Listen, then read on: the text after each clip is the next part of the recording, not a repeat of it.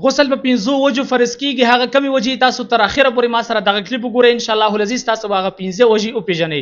اول نمبر وجه دا چې کله یو مسلمان نه په شهوت سره سپم خارج شي نو په دغه خارجیدو سره په دغه مسلمان باندې غسل کول دا فرض کیږي. دویم نمبر چې کله یو مسلمان اوده او د خوب په حالت کې کاغه ورځ وي کاغه شپه وي کاغه هر وخت وي او د اوده او دته په خوب کې احتلام وشو چې موږ تاسو ورته پښتو کې بیا د بی د مافي شیطان غلول وایو.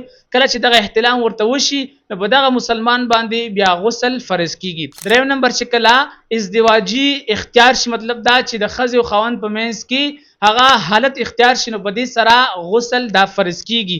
اگر چې سپم خارج شوی دی اگر چې سپم نه دی خارج شوی خو چې کله دخول وشي نو په دې سره چې دی دغه غسل فرض کیږي.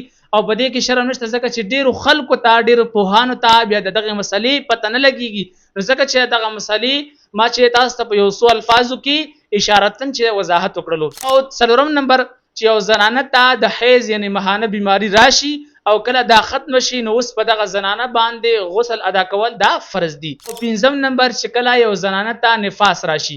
نفاس مطلب دا چې کله یو زنانه ماشوم پیدا شي چې کله دغه ماشوم پیدایش نه وروسته کومه بیماری وي کم بلډ چې هغه جاری وي او کله چې دا ختم شي کاغه په 10 ورځو کې ختم شو کاغه په 10 ورځو کې ختم شو کاغه په 10 ورځو کې ختم شو.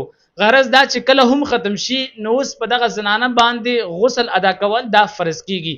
نو دغه 15 صورتونه دغه 15 وجې چې دی شریعت موږ تاسو ته خودلې دي چې کله دغه صورتونه دغه حالتونه د استامخ تراشي نو اوس پتا باندې غسل ادا کول دا فرض دي.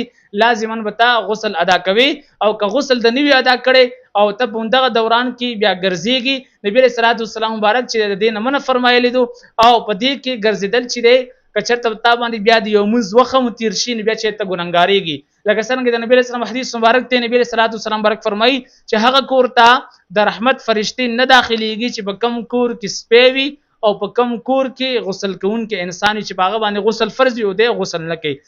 په البته دا گنجائش ته دی چې د غسل په وخت کې ته خوراک کولای شي ته ګرځیدې شي خو که وخت د منځ داخل شو تانه دغه منځ قضا کیږي نو اوس په دغه صورت کې ته په داسې حالت باندې په دا وجه باندې ته بیا ګناګاریږي نو باید چې غسل زر تر زره ویستل شي.